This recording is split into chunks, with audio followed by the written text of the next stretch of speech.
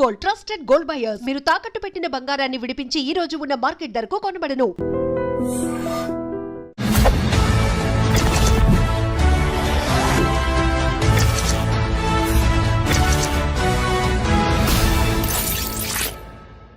అందరికీ నమస్కారం. నేను Swaroopa Potlapalli. Welcome to I dream. Donald Trump America అధ్యక్షుడిగా రెండోసారి బాధ్యతలు చేపట్టిన తర్వాత తీసుకుంటున్న నిర్ణయాలు విదేశీయుల్లో గుబులు రేపుతున్నాయి. ప్రస్తుతం నాతో పాటు American studies expert Kannaganti Ramesh గారు ఉన్నారు. ఆయనతో మాట్లాడి వీసాలకు సంబంధించిన అనేక అప్డేట్స్ తెలుసుకుందాం. నమస్తే రమేష్ గారు. నమస్తే అండి. అనుకున్నట్టే అవుతోందండి. ఇంకా ట్రంప్ వచ్చాడంటే ఖచ్చితంగా వీసాల మీద అనేక రకాలైన డెసిషన్స్ తీసుకుంటారు అని అందరూ అనుకుంటూనే ఉన్నారు. ముఖ్యంగా H1B వీసాల మీద లాటరీ సిస్టమ్ ను బ్యాన్ చేయబోతున్నారు, ముఖ్యంగా రద్దు చేయబోతున్నారు అనే వార్తలు వస్తున్నాయి. మీ దగ్గర దీనికి సంబంధించి ఏమి ఇన్ఫర్మేషన్ ఉంది? H1B లాటరీ సిస్టమ్ని రద్దు చేయటం అనేది ఇప్పుడు జరగదు. Please be relaxed. కానీ there are 2 schools of thought. ఒక స్కూల్ ఆఫ్ థాట్ ఏమని చెప్తుందంటే, మెరిట్, అమెరికా అంటేనే merit based economy, meritorious talented highly skilled పీపుల్కి ఇవ్వాల్సిన H1B వర్క్ పర్మిట్ని మీరు అదేదో ఒక జోదం లాగా లాటరీ వేసి ఆ లాటరీలో ఎవరిది చిట్టు వస్తే వాళ్ళని తీసుకొని వాళ్ళకి పంపించడం ఏంటి? ఎగ్జాంపుల్ అండి, హార్వర్డ్ యూనివర్సిటీలో చదువుకున్నాను నేను. ఎగ్జాంపుల్, నిజంగా నేను స్టాన్ఫోర్డ్ యూనివర్సిటీలో చదువుకున్నాను. నేను ఆర్టిఫిషియల్ ఇంటెలిజెన్స్ ప్రోగ్రామ్ మీద మొన్న 2024లో స్టాన్ఫోర్డ్ యూనివర్సిటీలో చదువుకొని వచ్చా. నేనే అమెరికాకి H1B కోసం అప్లై చేస్తున్నా. కానీ నా టైం అవ్వక నా చిట్టు పికప్ అవ్వకుండా ఎవరో అమెరికాలో ఒక చిన్న యూనివర్సిటీలో అడ్మిషన్ వచ్చిన వాళ్ళ లాటరీ సిస్టంలో అక్కడ చదువుకొని వచ్చిన అబ్బాయిది వర్క్ చేయడానికి ఆయన చిట్టు పికప్ అయింది అనుకోండి. మరి నేను స్టాన్ఫోర్డ్లో చదువుకొని వచ్చాడు, అతను ఏదో చిన్న యూనివర్సిటీలో చదువుకొని వచ్చి ఇద్దరం వెళ్తుంది భుక్తి కోసమే. కానీ నా ఎడ్యుకేషనల్ క్వాలిఫికేషన్స్ అన్ని పక్కన పెట్టి ఆయనది పికప్ అయింది. అంటే నా మెరిట్ అసలు టెస్ట్ కాకుండానే, నా మెరిట్ జడ్జిమెంట్కి రాకుండానే, దాని పరిగణలో తీసుకోకుండానే ఏదో లాటరీ వేసి లాటరీలో చిట్టిస్తే ఎంత పెయిన్గా ఉంటుంది మేడం. ఇది ఒక స్కూల్ ఆఫ్ థాట్, ఒక సెక్షన్ ఆఫ్ సొసైటీ ఆర్గ్యుమెంట్.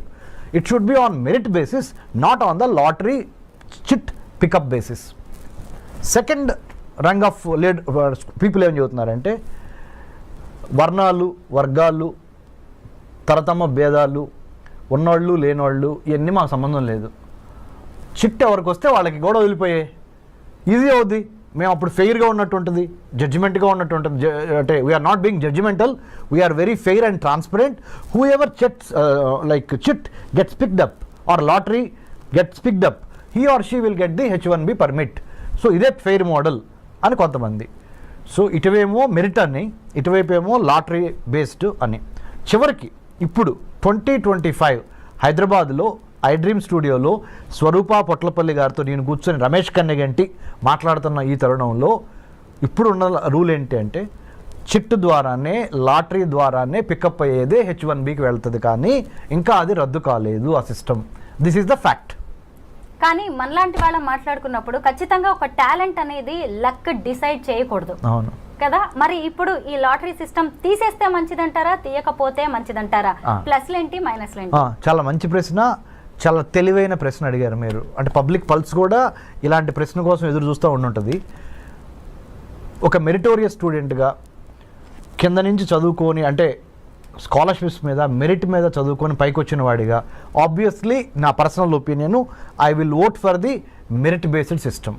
కానీ life is not fair. Life is not bed of roses. Life cannot be in black and white. There are areas of grey, right? There are colours of grey. కాబట్టి ప్రస్తుతానికి ఒక కొత్త model evolve అయ్యే వరకు we have to follow this model only. This model indicates lottery system of H1B, so that I'm not being partial, I'm not being judgmental, I'm not being selective, I'm not being biased అనేది crystal క్లియర్గా ఉంది. కానీ this is not fair.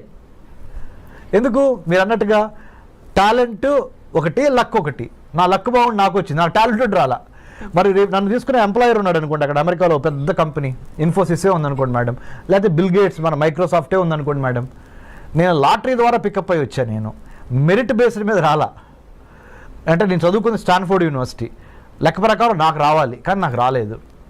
కానీ ఎవరో ఒక చిన్న యూనివర్సిటీలో చదువుకో అంటే ఇక్కడ మీరు ఇంకొకటి ఆర్గ్యూ చేయొచ్చు వేరే వాళ్ళు ఏమని అంటే పెద్ద పెద్ద బ్రాండెడ్ యూనివర్సిటీలు చదువుకున్న వాళ్ళకి మాత్రమే తెలివితేటలు ఉంటాయా?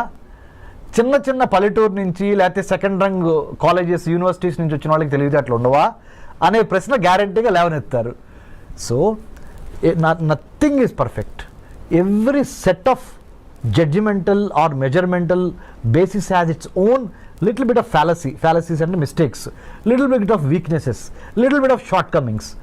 ఓవరాల్గా బై అండ్ లార్జ్ ఎవరికి ఎక్కువ న్యాయం జరిగిద్దో ఆ సిస్టమ్ని మనము అడాప్ట్ చేసుకోవాలి. It will take little more time to come to that మెరిట్కి లక్కి ఆర్ మెరిట్కి లేదా వర్ణ వర్గ భేదాలకి అతీతంగా వచ్చే విధంగా ఒక న్యూ H1B సెలక్షన్ ప్రాసెస్ని డిఫైన్ చేసి డిజైన్ చేసి డెలివర్ చేసే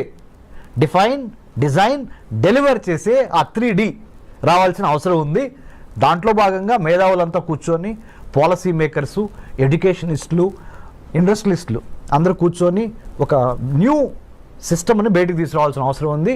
how do you accommodate A competent, A transparent, A meritorious, A talented guy or girl to work in the United States of America based on the merit base, not on the luck base. ఆ సిస్టానికి రావడానికి we are evolving. ఎందుకంటే Rome is not built over night కదా. తప్పులు జరుగుతూ ఉంటాయి, నేర్చుకుంటూ ఉంటాం, వాటిల్లో నుంచి ఇవాల్వ్ అయి వస్తూ ఉంటాం. ఐఎమ్ షూర్ స్వరూప గారు in the days to come in very near future I think United states customs and immigration agency will go in to that direction under the department of homeland security. H1B వీసాలో కొత్తగా ఏమైనా మార్పులు తీసుకొచ్చే chances ఉన్నాయంటారా? Yeah, I think that's a smart question again. You know why? Given the Immigration and Customs Enforcement Agency, given the United States Customs and Immigration Office, given the new geopolitical, geostrategic realities of Russia, Ukraine on the one hand, Israel, Palestine on the other hand, North Korea, South Korea, China, Taiwan, ఇవన్నీ global flash points, గొడవలు జరుగుతున్నాయి, యుద్ధాలు జరుగుతున్నాయి. వీటన్నిటికీ తోడుగా post COVID-19 world ఆర్డర్లో Covid తర్వాత వచ్చిన ప్రపంచంలో రాజకీయ, ఆర్థిక, సామాజిక, సాంఘిక పరమైన మార్పులు ప్రస్ఫుటంగా కనపడుతున్నాయి. ఆర్థికంగా అమెరికా కుదేలవుతున్న దశ ఇది. For your kind information, America ఆర్థిక బలాలన్నీ వీగిపోతున్నాయి. The economic tremors, the political tremors, the technological tremors are really shifting the pendulum in the other direction.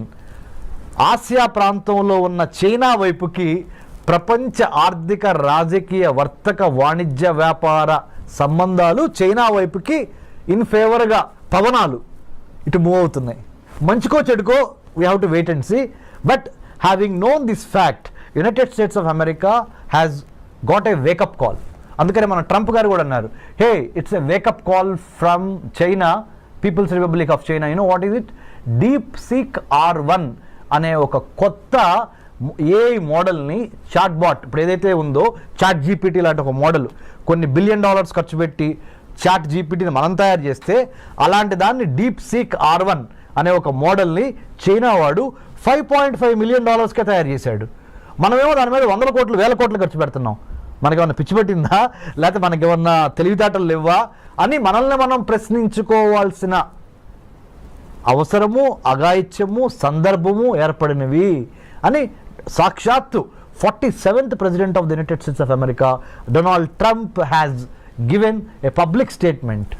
అంటే చైనా మ్యానుఫ్యాక్చరింగ్ స్పేస్ని, సైబర్ స్పేస్ని, మ్యారిటైమ్ స్పేస్ని, పొలిటికల్ స్పేస్ని, సర్వీస్ సెక్టర్ స్పేస్ని ఆక్యుపై చేస్తుంది.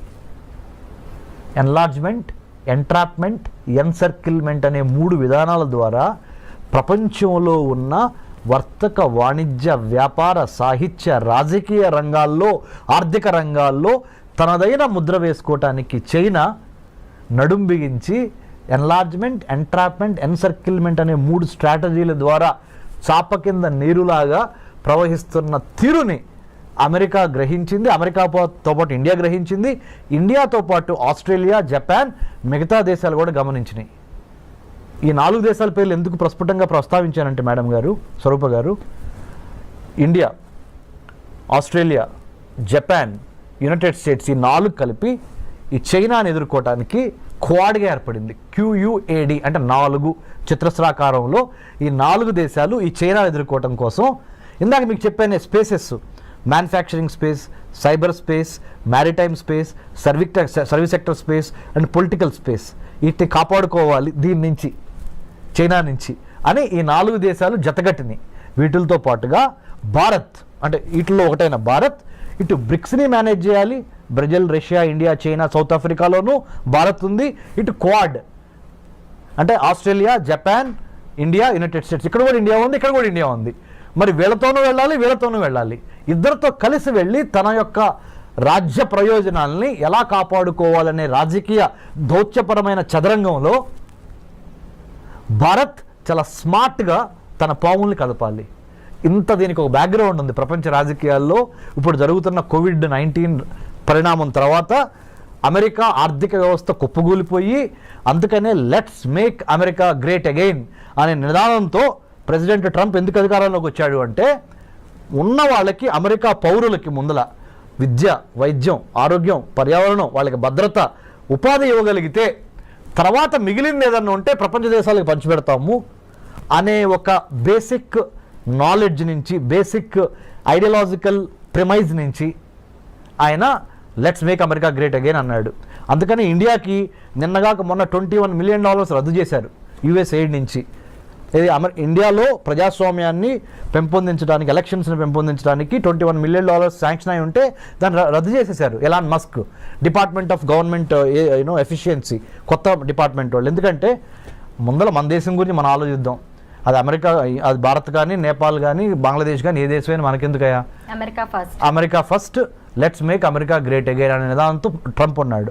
కాబట్టి దీనికి ఎంత బ్యాక్గ్రౌండ్ ఉంది. ఐ డ్రీమ్ ద్వారా, మీ ద్వారా, you are such a senior journalist with so much of hard work that you have put in the capital of India and elsewhere in the country. So my humble appeal to I dream viewers is, అర్థం చేసుకోండి, America యొక్క ఆర్థిక వ్యవస్థ పరిస్థితి బాగోలేదు. China చాలా తెలివిగా, చాలా స్పీడ్గా, చాలా సర్ప్రైజ్ ఎలిమెంట్స్తో అమెరికాని కొట్టడానికి ఆర్థికంగా, రాజకీయంగా, సాంకేతిక పరంగా ప్రతి అంశంలోనూ, ప్రతి డిపార్ట్మెంట్లోనూ అమెరికాని శాసించే విధంగా చైనా ఎదుగుతున్నది. కాబట్టి భారత్ ఏం చేయాలి అంటే, ప్రపంచ రాజకీయాల్ని ఒక తెలుగువాడిగా మనం గమనించి చాలా స్మార్ట్గా మన ఆర్థిక, రాజకీయ, వర్తక, వ్యాపార, వాణిజ్య ప్రయోజనాలని కాపాడుకుంటా ఇటు అమెరికాతోనూ ఉండాలి, ఇటు చైనాతోనూ ఉండాలి, ఇటు రష్యాతోనూ ఉండాలి, ఇటు యూరోపియన్ యూనియన్తోనూ ఉండాలి అనే ఒక smart, the combination of muscle power and then mind power, ఈ రెండు కలిపి స్మార్ట్ పవర్గా ఎదిగి మనల్ని మనం కాపాడుకోవటం చాలా ఇంపార్టెంట్. ఇలాంటి పరిస్థితుల్లో మరి ముఖ్యంగా కొత్త అధ్యక్షుడు వచ్చినప్పుడు కొత్త ఆశయాలతో వస్తూ ఉంటాడు. వాటిని అర్థం చేసుకొని దానికి అనుగుణంగా ప్రీ డిపార్చర్ ఓరియంటేషన్ అంటారు, PDO అంటే ఇక్కడి నుంచి వేరే దేశం వెళ్ళేటప్పుడు ఆ దేశం యొక్క చట్టం ఏంటి, న్యాయం ఏంటి, సంస్కృతి ఏంటి, సాహిత్యం ఏంటి, చరిత్ర ఏంటి అనేది అవగాహన లేకుండా ఏదో వీసా వచ్చేసింది కదా అని చంకలు కొట్టుకొని బొమ్మని మీరు ఫ్లైట్ ఎక్కి అక్కడ దిగంగానే వాడు చెప్పేది మీకు అర్థం కాదు, మీరు చెప్పేది అర్థం కాదు, మీరు అక్కడికి వెళ్ళిన తర్వాత భారతదేశంలో ఎలా ఉన్నామో అలా ఉందాం అనుకుంటే కుదరదు, తిరిగి మళ్ళీ డిపోర్టేషన్ అంటాడు, ఇంకోటి అంటాడు, H1B వర్క్ వీసాల గురించి మాట్లాడతాడు, F1 స్టూడెంట్ వీసాల గురించి మాట్లాడతాడు, ఆప్షనల్ ప్రాక్టికల్ ట్రైనింగ్ 20 గంటల మించి చేయకూడదు అంటాడు.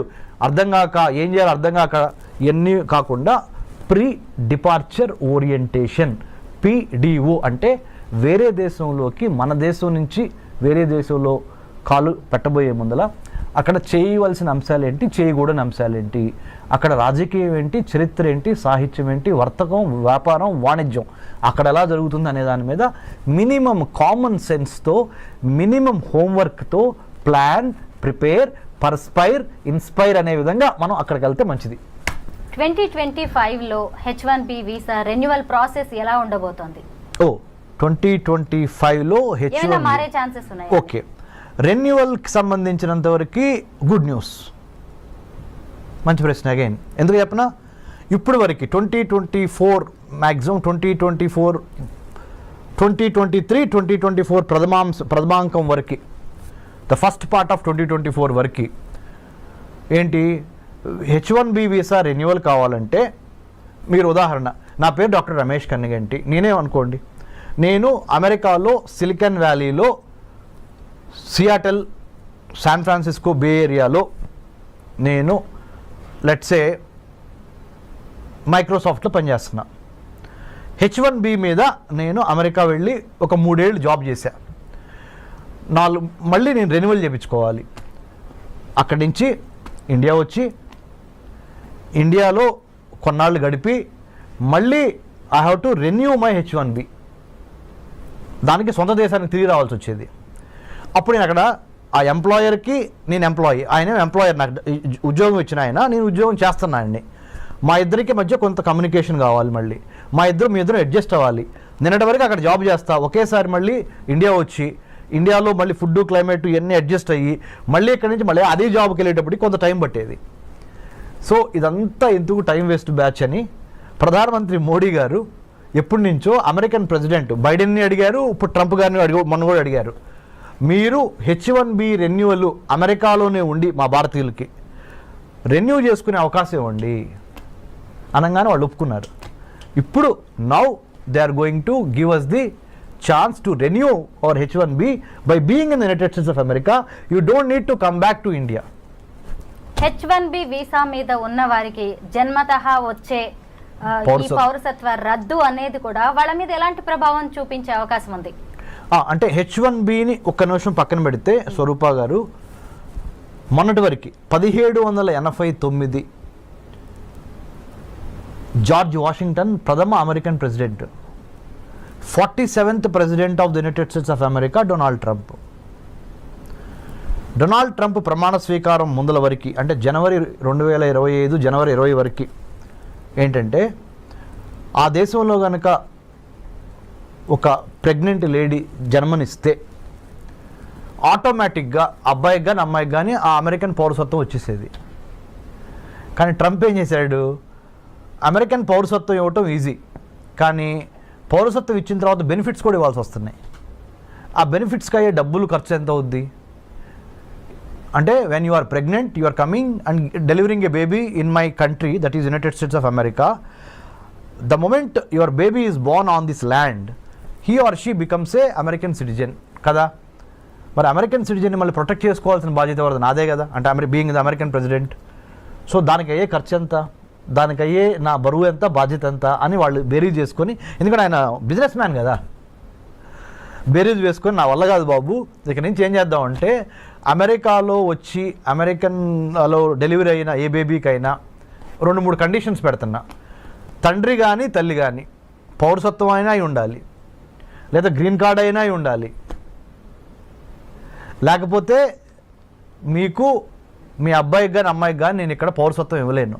మీరు ఏదో విజిటర్ వీసా మీద వచ్చి, స్టూడెంట్ వీసా మీద వచ్చి, J1 వీసా మీద వచ్చి, L1 మీద వచ్చి, M1 వీసా మీద వచ్చి ఇక్కడ మీరు మీ అబ్బాయి అమ్మాయి ఇక్కడ పుడితే మొన్నటి వరకు అయితే చెల్లింది, పౌరసత్వం వచ్చేది, ఇప్పుడు నా వల్ల కాదు.